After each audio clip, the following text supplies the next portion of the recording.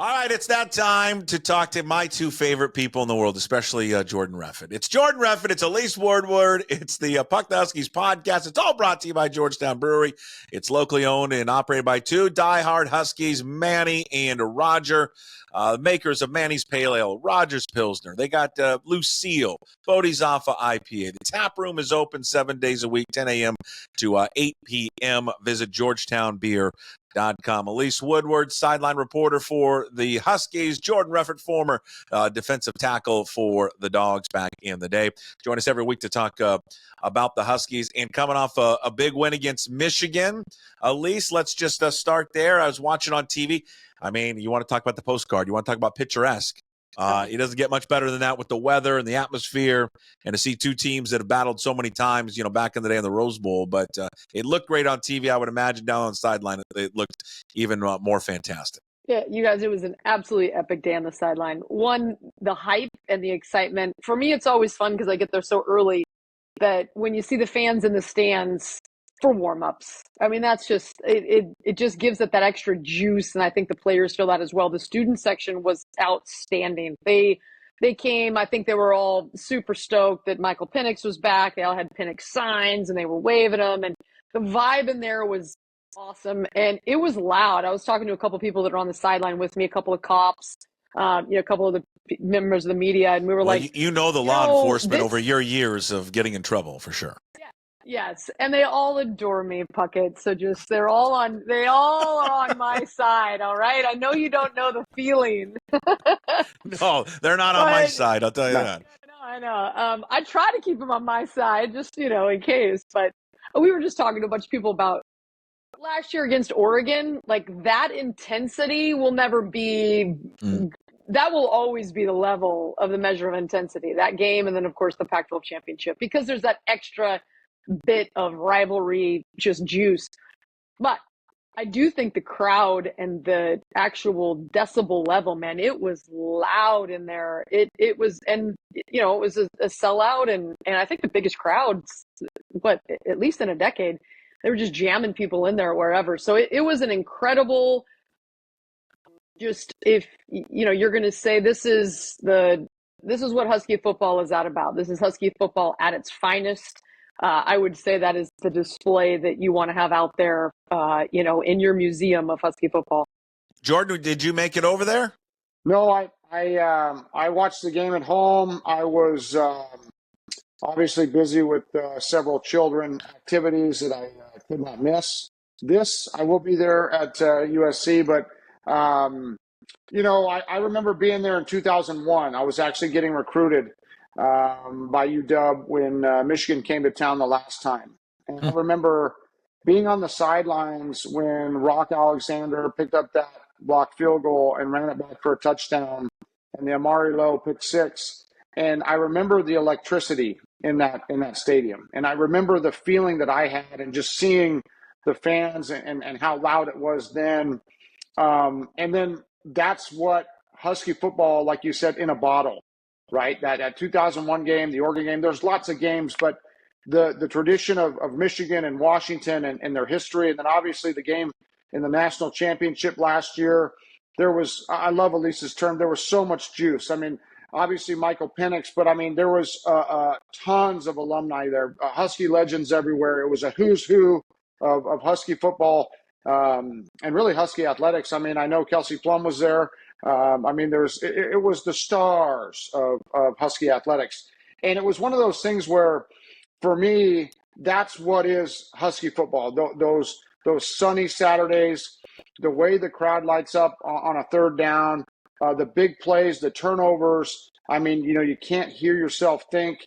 And really the way that the Huskies came out and played, especially early after some slow starts early in the season, it was one of those things where it was goosebumps. It was fun. It was exciting. And it's what I believe Husky football can be moving forward in the Big Ten as they continue to grow and build that roster and build the culture that Coach Fish is working on right now. What stood out to you? Why were they able to pull off that win, Jordan, in your opinion? I think a lot of it boils down to what we've talked about in weeks past, but eliminating the bone crushing, the dick tugging mistakes and penalties and just boneheaded plays.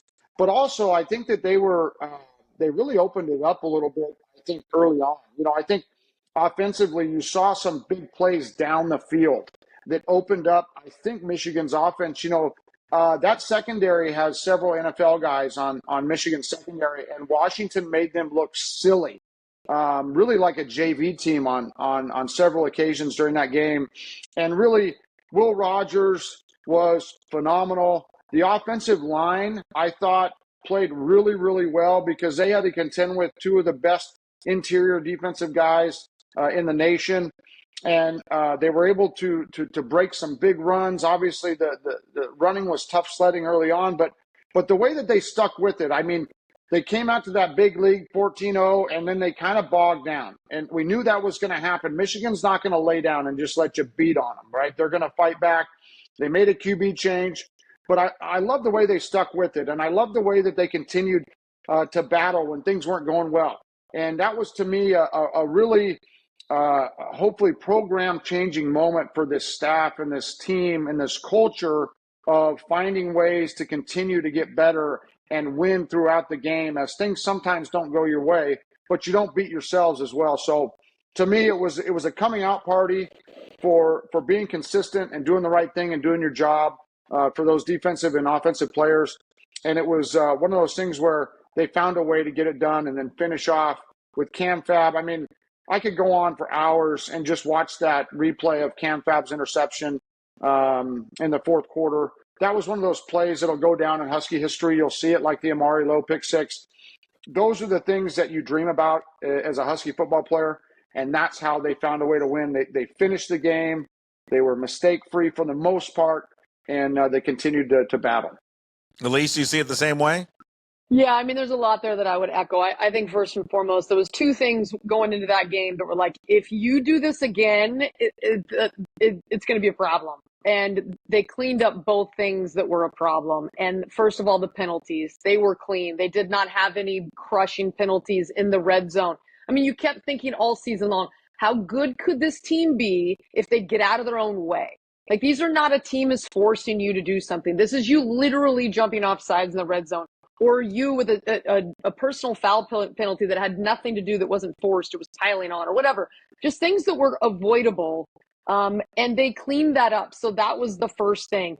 And then the third down conversions and stops, they were much better in that area. So I just think for this team, they kept shooting themselves in the foot. They couldn't put as many points on the board as they deserved. Well, they put 27 points on the board.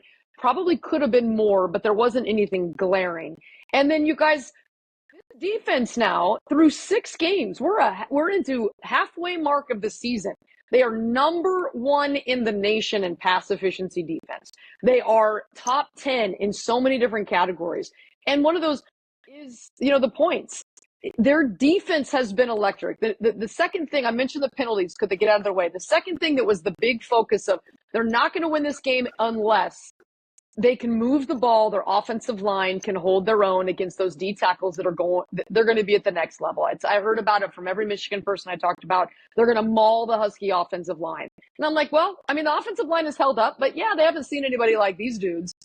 They more than held their own. It was impressive what they were able to do. One run in the football, they had balance. They gave Will Rogers time. Yes, he did have a couple of sacks. He got sacked a few times, but you would expect that against, a team that is that good on the defensive line and can push it as like they can.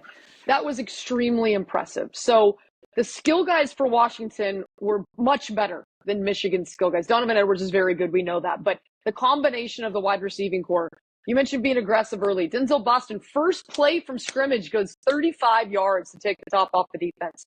That kind of confidence, instead of going 3 and out like we've seen earlier in the season, that just changes the whole, all right, here we go. I'm going to punch you right in the mouth, Michigan's defense, and see if you respond.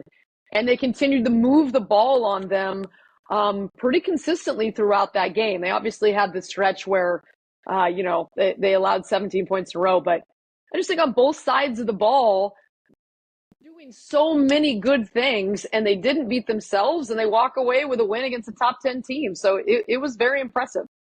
If I hooked you both up to a lie detector test at halftime after the clock management debacle, what would Jordan? If we had a camera on you right then and there, what would it sound like? It would have been a lot of expletives, and it was where, it was so maddening because they were showing him as the time was ticking off the clock. And I understand in that situation, you're thinking originally 3, right? You're thinking 3. But they were moving the ball at will. They had Michigan on their heels, absolutely backed up. They were ready to score a touchdown, and he let 10, 12 seconds go off the clock. Now you only have an opportunity for 1 play to the end zone instead of maybe 3, right? And that was an absolutely botched, bonehead play, bonehead opportunity that was lost by Coach Fish. And I don't know what his mindset was. He couldn't get out of the thought of getting 3, which is only maddening as a fan because we haven't been able to make field goals. So that was just extremely frustrating, especially against a team like Michigan, where points are at a premium. Even though they don't have that offense that they had last year, their defense returned a lot of guys that are NFL guys.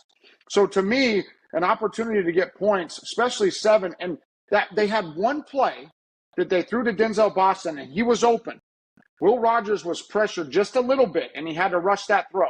If they had 2 more chances, there's no doubt in my mind they get 6. No doubt. So that right there, to me, was one of those, oh no, right? Is this going to be one of those opportunities that costs us? But it was one of those things. It wasn't a lie detector. You wouldn't have to hook me up because you would have heard me from the next room over.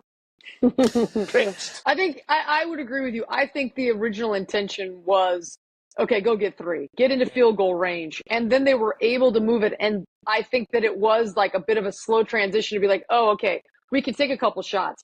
The one thing that was, again, you got to go back and you have got to fix that is when he sat on it from 32 seconds to 17 seconds.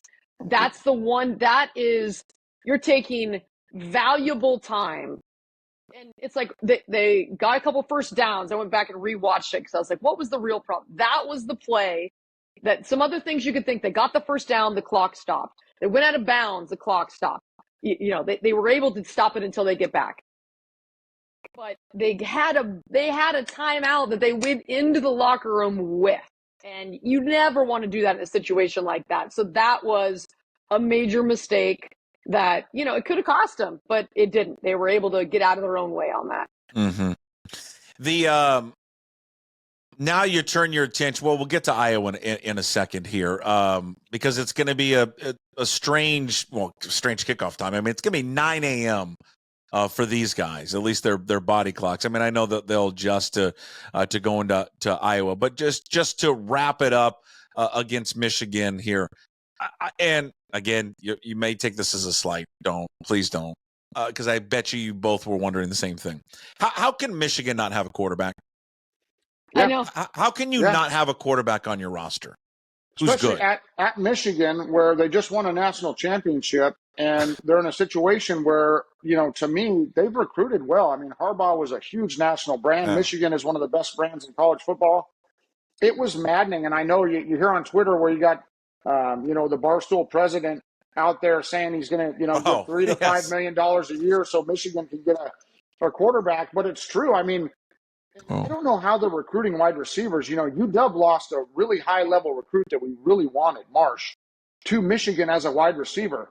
I hope he watched that football game and saw how the Huskies play offense and how Michigan does, right? Because to me, they got to have guys start dropping off if they're a receiver. Because if you're a receiver, why would you ever go to Michigan, right? It just doesn't make sense. But to your point, these guys were highly rated. I mean, Tuttle was a 5-star guy. Orgy was I don't know. Their scheme is just not well right now. Their scheme is they don't have the offensive line and the running backs that they had in the past to be able to just maul folks and then dominate on defense. That team is gone. And I think that they're now in a transition period where they're going to have to make big changes. I mean, yeah. I mean, I just, I don't. At least I look at the Tuttle guy who looked better than Orgy, but like Orgy, like there's just nothing there in the passing game at all. Yeah. I mean, at all. I can't believe a team like that. And I know McCarthy was there. Doesn't have a guy that's sitting in the wings ready to go. I mean, they're the winningest team in college football. It is so rare to have somebody waiting in the wings anymore. It just doesn't happen. Guys are moving year to year. The Huskies are glad to have Damon Williams, who's a true freshman, behind a fifth-year senior. So he knows no matter what, he's going to have, 4 years if they, cap him at. I don't know if they'll keep his red shirt this year. But what about a school like Texas? I mean, Texas got 2 of them. Wow. And I think that Arch Manning, the money. Well, doesn't Michigan have? Sure. You're telling me that they don't have a boosters club there? Not like Texas. I think that's obviously an anomaly, what you're seeing. And I also think that Arch Manning thought that Quinn Ewers probably was going to be gone before now, and then he's got enough money that he doesn't need to go anywhere. But it used to always be you could bide your time as a quarterback. You didn't really play until you were at least a redshirt sophomore. You sat around for a couple of years and learned the system. That is not the way it is anymore. I mean, I was just watching UCLA, and we were talking to some people like, is that Ethan Garbers? Wasn't he at UW like a decade ago? And I'm like, yeah, it sure feels like it. That's him. Did he go to Cal too? Or no? Am I thinking of that? Is that another Garbers? No, that's his older brother. That's his older brother. That's right. Yeah, but like Michigan can't hit the portal? Yeah, no, I agree. I agree with that. It's odd that they don't have, but if maybe they thought that Orgy was going to be able to, move the ball in the passing game better than he has. But I mean, they were as one-dimensional as it come, and then Tuttle helped them, but when he came onto the field. But yeah, it's definitely odd that you've got Michigan with a quarterback. The other thing I'm going to say is that last year, and the quarterbacks in the Pac-12, there were some absolute freaks in the recent years in the Pac-12. Jaden Daniels is ripping it up with, DC right now. They're talking about him in the MVP discussion for the league now. Yeah, he deserves it. He was like the 5th best quarterback in the Pac-12, and he left, to go get his money at LSU. And I was like, what? It's crazy. He's improved dramatically, but it's just crazy with Michael Penix and Bo Nix and the list of dudes. Caleb Williams, Cam Ward's at Miami, a Heisman favorite. I'm telling Noah Fafita. you guys, the Pac-12 quarterbacks over the last couple of years are dudes. You're looking at these other quarterbacks around the nation. You're like, ew, those are not what? That's just normal. What was in the Pac-12 in the last couple of years is abnormal. I've argued forever the SEC and the Big 12 would be lost if they had to deal with quarterbacks like we did in the Pac-12. I mean, Wazoo had a bunch of freak show quarterbacks forever. Everybody had a quarterback. USC, everybody had a quarterback, except maybe Oregon State. Everybody had a high-level quarterback that would start anywhere in the country, especially in the SEC. They just didn't see it. It was different type of football, obviously, in the SEC and in the Big Ten. But the Pac-12 has just dominated with high-level, elite quarterbacks. And with Michigans and the Penn States, like, we're going to play Iowa. We're going to play Penn State. They don't have a quarterback that is close to Will Rogers, John Mateer, or any of these guys that have been in the Pac-12. We just aren't going to see it. I mean, you look at Ohio State, they've had quarterback problems. You know what I mean? They switch to a new quarterback every year. So it's just a different, I don't know if it's a West Coast thing, but the Pac-12 was dominant in high-level quarterback play, and you just don't see that. When is Michigan? J.J. McCarthy made some good throws. He had an amazing team around him. We'll see how he does in the NFL. I'm not a big believer of him, but like Jaden Daniels is an absolute freak show. Step on the field in the NFL and dominate. It's unreal. I mean, even Bo Nix, check down merchant, right, is doing better, right? So it's interesting that the best quarterback play was always a Pac-12, and I don't think it was ever even close. It's kind of funny, Will Rogers coming out of the SEC. I mean, it's amazing when you look at his numbers. Now, obviously, he was in the air raid system, but he left the SEC as the number 2 all-time yardage leader in SEC history. Yeah. That's crazy. And I think he's done a nice. I'll be honest with you. I really had some doubt whether what he was going to look like. He's been really good when you transition to more like a pro style offense. But he's been fine. He's been more than fine. And like getting on. Because some of these guys, right? They don't take. He's never taken a snap under center. Yeah. And the one pick that he threw against Michigan, which is his first interception of the season through 6 games, it was a hell of a play by that linebacker. Like on the field, that looked open. And he attempted that pass, and it was over the top of the linebacker's head, before that. And it was like, oh, okay. And then that linebacker, I give him credit, man. He freaking got up, and his hands were as good as any wide receiver on that play. That was a hell of a play by the linebacker. So, you don't fault a guy for that. It's not like he didn't look a guy off. Right? He was trying to squeeze it in, and boy, he was able to do it before, and that guy made a hell of a play. And then you guys get a luck out again this week because this quarterback stinks. Yes, he started his career at Michigan. Yeah, a 3-year starter at Michigan, McNamara. Yeah. And he's terrible. I mean, I don't understand these programs. He's hot garbage. No, I agree. But it's different type of football. They don't look at, in my opinion, the Big Ten and SEC. Maybe they will start, but they don't look at quarterbacks maybe the way we did in the Pac-12. Because to me, you have to have the absolute best quarterback to win at a high level. That has to be number one. You got to pay the money. You got to bring in the Michael Penix. You got to do whatever it takes. In the SEC and in the Big Ten, it's defense.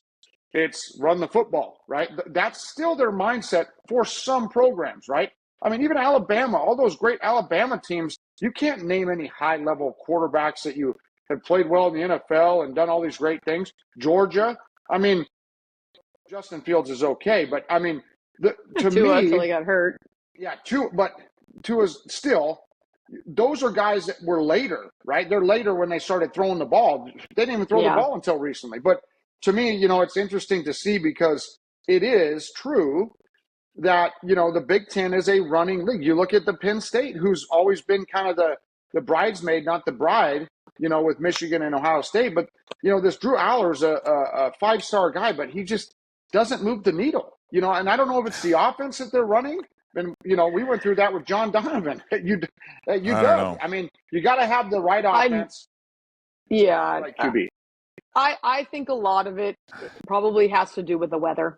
And traditionally, when you're talking about Big Ten cities, when it gets November, are you really going to want to be airing it out? And so I think they know that it's a long season, and so I think that's why they rely on the running game, and as they should. In the Pac-12, I mean, there's rain and wind in the Northwest, but everything else was real warm and good conditions, and you didn't have to worry about that so much.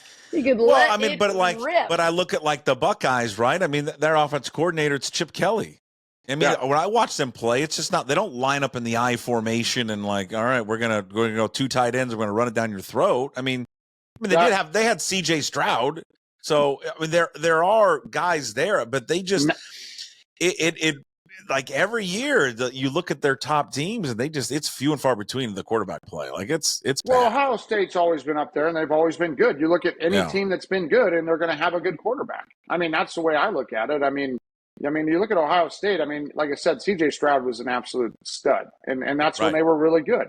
But they also, I mean, they've had years where they had Zeke, and that was where they were feeding Zeke. I mean, it's interesting, definitely when you talk about. But I've always battled with that, where it's like, Jaden Daniels was good, but not great in the Pac-12. But then he goes to the SEC.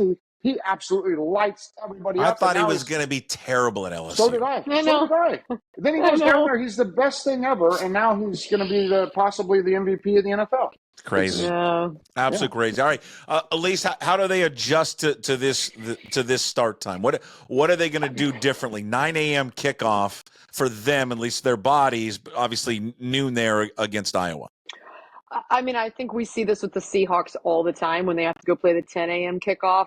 It's hard, and they're going to go out a couple days early, but your body doesn't really ever adjust for 2 days. You would hope that during this week of practice that they're getting them up really early and hopefully adjusting. It's just hard because they've got class time. Like, you're either going to practice in the morning for the season, or you're going to practice in the afternoon, and they're not pros. They've got a class. If the class schedule's in the morning, they got to go to class. So I'm not really sure what that you can do. And let's just be really honest in terms of getting the right nutrition in your belly, everything, and the superstitions and the rhythm of a game day.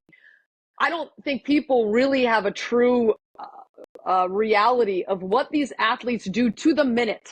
I remember when there was the storm delay with the Cal game and it was played till 2 a.m. I'm like, there's some people mentally, they're going to be freaking out because they've been in the locker room for like 3 hours. They're hungry. They're dehydrated. They're like all these things. Is there enough food for the linemen? They're on a schedule of like what they're putting in their body and the nutrition, all these things. So for me, what time are they going to get these dudes up to get them their pregame meal? What time are they going to get them up to do the meetings and are they going to have to totally change the routine? I mean, it's 9 a.m. kickoff. They're going to have to get up by 4 a.m. probably 5 a.m. Like, they get to the Our time. Jordan? Yeah, nobody's adjusting in 2 days. So I mean, I know I've been traveling back and forth now for the last however many weeks to the East Coast and back.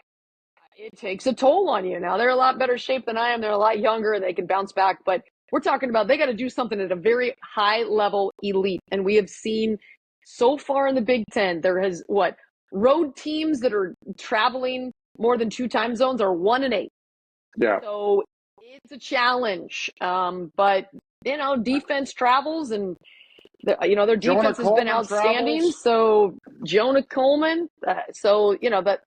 That's the thing is, like, can they make a few more big plays against Iowa than they allow? I mean, that's how they're going to win that game, right? They're more explosive offensively than Iowa, and that's what you have to hope that, they can hit on a few big plays. And, their defense has been so good. You just hope that they continue that streak, and, that'll keep them in the ball game for sure.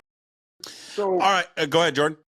I want to add to that because as a former player, I'll just tell you right now, we hated 7 p.m. games. I had to play at 8 a.m. I had to play at 9 a.m. The 7 p.m., 7:30, 8 o'clock game was way worse in terms of body, in terms of like trying to keep your body, because you have that lactic acid, you have that excitement all day long, and sometimes you get to the game and your legs are jello. I mean, that was a huge concern back when we played. I'm sure they have a lot better nutrition now and all that stuff. But to me, it's a lot better than waiting all day and watching football all day. You're laying in a hotel bed till, 3, 4 o'clock in the afternoon. I mean, laying around. It's a different beast. I mean, I would much rather have this game in the morning than at that 7, 8 p.m. game, just as a former player. I know that 100%. So that was just my take on the whole thing in terms of playing early in the morning. Obviously, but the big thing, like you said, is that they have to find a way to make sure guys' legs are ready to go, because you can't worry about how you're going to play and all that stuff's going to, but the nutritional side, the mental side, and the legs, you got to get your legs right when you travel. And that's what I worry about is guys, you step on that field and if your legs don't feel good, and I've been there where you've been sick or whatever, there's lots of stuff that happens, but you got to have fresh legs when you're starting a football game or you're going to be in for a long, long day. Okay, so it's going to be another one of these Big Ten games where it's going to be their running back, right, Jordan? It's this Caleb Johnson, 6 foot, 225 pounds, 771 yards on the ground, averages almost 8 yards a carry. So I mean, there's no secret what they want to do. They want to run it. I mean, how do you just load the box? What do you do? What did you learn from Michigan that you execute against Iowa? Well, I think it was very similar to early on in the Michigan game when Orgy was in the quarterback. I think the Huskies did a really good job of really loading the box because they are thin at defensive line. You saw some new faces out there, rotating guys in on the defensive line, especially the interior. It was great to have Durf back, and I thought he did some good things. You could tell he was a little hobbled still, but to me, Coach Belichick has been absolutely phenomenal. The defensive schemes, the personnel that he's put out there, everything has been better than expected. So to me, he's going to have some new wrinkles in there. He's going to have some different things in terms of looks. for Iowa because now we've already played Michigan, we've played Rutgers, two very run heavy teams, right? So the cat's out of the bag on what Washington does against run heavy teams. But to me, Coach Belichick's been absolutely lights out. The defense has been phenomenal. But what this game is coming down to, in my opinion, is, like Elise said, Washington has the ability to be electric on offense. I think they're one of the top 10 teams in terms of plays over 10 or 15 or 20 yards across the nation. They have the ability. They have the Denzel Boston. Giles Jackson has been absolutely elite. He's been one of the best slot receivers in the country. So I know everybody thinks it's Iowa. It's going to come down to the run defense. But I think Washington's going to be able to move the ball at will. They've been able to do it against Michigan. Why wouldn't they do it against Iowa? Obviously, Sure. You're on the road, right? You're on the road. But to me, it comes down to Will Rogers' arms, these elite receivers, and then keep continuing to feed Jonah Coleman. I'll be honest with you. You want to talk about a lie detector? I was getting to the point where I was like, why is Jonah Coleman not in the game? Washington has amazing backs. I love Cam. I love all our young guys. But the problem is, to me, is that they do this rotation like every third series. Keep Jonah Coleman in the game until he does this. That's my ram him into the line. I get a little nervous when he's not in the game because when he gets it, along with Cam, and those guys are amazing. They're great backs. They would start anywhere else. Jonah Coleman can't come off the field unless he needs a blow, in my opinion. I don't know how you feel, Elise, but I saw a lot of rotating. He was not in the game as much as I thought. Obviously, the Huskies won. They're doing something right. They're a lot smarter than me. But, gosh, in an away game against Iowa, that's got to be a bread and butter, break down that defense, and then start hitting your play action with Will Rogers and Denzel Boston and those guys. That's just my take on that. I definitely see, like, you'd love to have the guy run it 40 times a game, but I think also just the balance of keeping him fresh and, Cam Davis has been good. He's running downhill. So is Adam Muhammad. So they're continuing to move the football and move the chains. It's not as if those guys are coming in there and not being effective. Right. So I wonder how much it's benefiting him. He got dinged up in that Rutgers game. He wasn't able to finish that game because he got dinged up. Yeah. And so there's that balance of you want to keep him as fresh as possible. Like, 20 carries, what is their goal? And then if you can keep him to 15 and win the game, I'm for that. This is a long season. So right. It's a good thing they've got three backs that can, that right now they're all moving the ball well. But also, too, when he's on the field, to me, it makes Will Rogers' life easier, right? Because Sure. I still think that defense is going to be a step late. You talk about a linebacker dropping into coverage. He's going to be a step late when Jonah Coleman's in on the play action. Just my opinion. The guy, because that's the guy I'm scared of, right? So, but you're right. I mean, I am a little, maybe it's selfish in terms of wanting him on the field all the time. And those guys have been great. Cam Davis, those guys are studs. They're all-stars. Muhammad's going to be absolutely phenomenal. He might be better down the road. But Jonah Coleman is going to be what leads this team moving forward if they want to be in that upper tier of the Big Ten. I just want to really quickly say that the game could have turned very easily. But when you're a competitor and you get challenged, everything about they thought they were in the end zone, and it looked as if Jonah Coleman wins the end zone. They called him in the end zone. They kicked the extra point, for God's sake. That's a great point. Absolutely. And it's like, what the hell is this? The whole crowd got quiet. Like, what the hell? And that was a stressful situation because they're like, we just gave it to Jonah Coleman. He got into the end zone. They pulled it back. It was the most bizarre. I don't know if they called let's review. Why did they wait so long to review it? And then why did they let the kick? It must have called the review right before the PAT, and the whole thing sucked. Because they're idiots. Because they're all Pac-12 officials. Everyone's got to understand. Everyone's got to understand this. They're all Pac-12 officials. Terrible. The Big Ten and ACC just hired them all. That's why they're terrible. For me, like, that whole thing as a competitor, and when you're sitting there and they've had such poor luck in the red zone, they get it in, and you're saying, just kidding, to the very last second. Nope, you didn't get in. Now, what do? I believe it was 3rd and 1 at that point.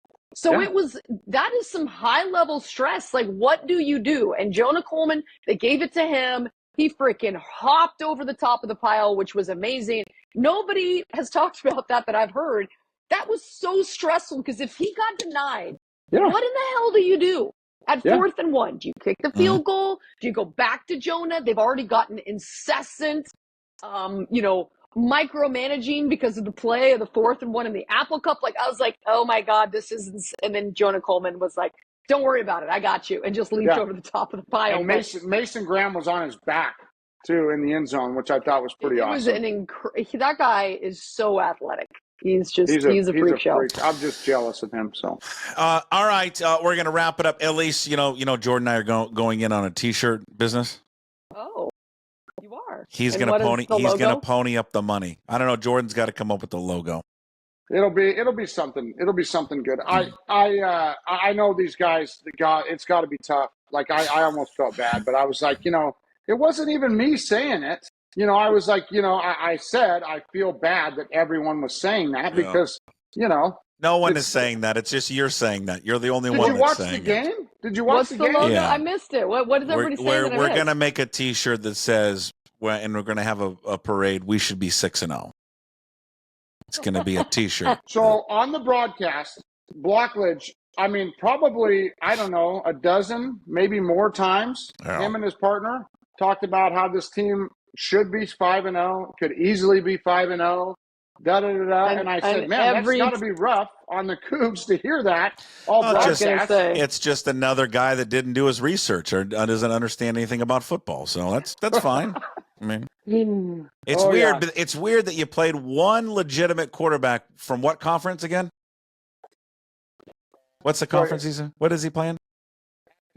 Pac-12. Pac-12, right. Yeah. So we just talked about quarterbacks in the play. So I think John Mateer, if John Mateer doesn't play out of his mind. What I'm saying. Obviously, right? Yeah. No. That's my point.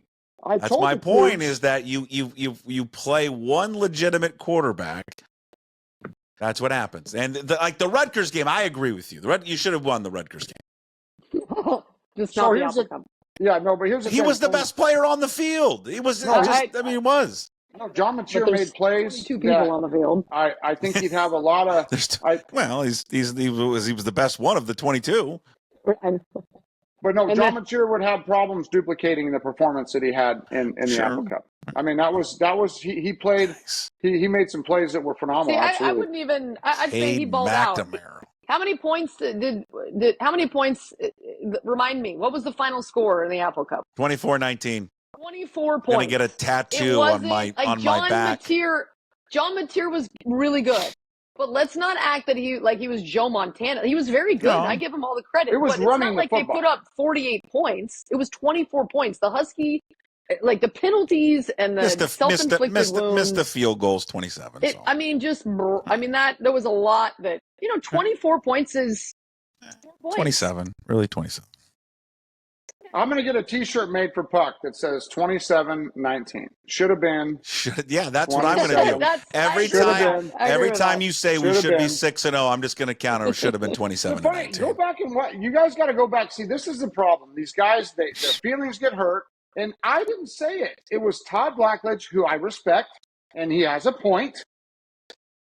You've said it on here, for God's sakes. The Huskies could have easily been 5-0. He said it, and I said, they could have been, but John Mateer made some out-of-this-world plays on 3rd and 20 that probably will never be duplicated ever again, and he deserves credit. Absolutely. If I would say, I would not take John Mateer. John Mateer was very good. He was very good. That's why the Cougars won the game, and it's why they're going to win any game this season. For me, that was not the frustration. He earned what he got. The frustration for the Huskies of why when you say they could have, should have been, it's not because John Mateer played great. He played great. But it's because of the penalties that were completely unnecessary. and some other things that were just self-inflicted wounds. The timing Those of the are the penalties, things. yeah. Like, So you on the credit to second Mateer. down, on the second down or the third down play where Stephen Hall made the defensive play of the game, was that because the officials? Who do we blame for that? Was that coaching? Who was that? See, Where's the excuse for to that? Win the game. Like this is what I'm telling you. I'm saying that you can't if a player made a great individual play, that's why they won the game. Yeah. When it's like, oh my God, the frustration factor for Husky fans shouldn't be that Mateer played good, or shouldn't be that your DB played, made a hell of a play. Although the interception that got overturned, talk to me about that one, because we said it that week. I thought it was an interception. So what the hell happened on that? Like, anyway, because their officials are terrible. And we can all agree about that. But the frustration part is the things that you had within your control that had nothing to do with Washington State. Things you did to yourself. Jordan, if they lose this week, are we going to say they should be 7-0 on the shirt, or how do we change it? Depends on. Here's the thing. It depends on when you go out and dominate a game, but then you penalize yourself. Or you take points off the board, or you do things like, there's a lot of factors that go into when I watch a football game, and I say, okay, what if these teams played again? Who would be favored? Right? Who do you think would win on a neutral field? Those are things like Iowa. To me, I don't know yet because I haven't seen the game. So when the game comes up, I'll let you know next week. We'll see if UW. I just don't see UW losing the game. But weirder things have happened, right? Weirder things have happened where UW has found a way to lose, too. So they're 2.5-point underdogs, so yeah, so that's... Elise, what do you want? You want a youth small shirt? What do you want? I have a lot of different ways I can do that, but I'm just going to say no thank you. I'm going with a shower curtain size. I'm getting a shower curtain. Well, I wanted the banner. Get me the banner. Yeah, we're going to do a banner. I want the banner. Stickers, coasters, everything. Oh, God. All right. It's all right.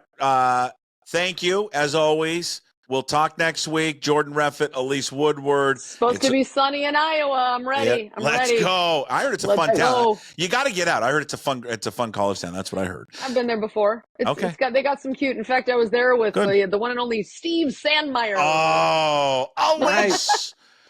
A lot of lackadaisical play there in the first half, Coach. Who made you the coach? No one. It's all brought to you by Georgetown Brewery, makers of Manny's, Bodie's Alpha, Lucille, all your great beers. Taproom open 10 a.m. to 8 p.m. 7 days a week. Visit them, georgetownbeer.com. Find this on YouTube, Apple, Spotify, wherever you find a podcast. Of course, up at pucksports.com. See you guys.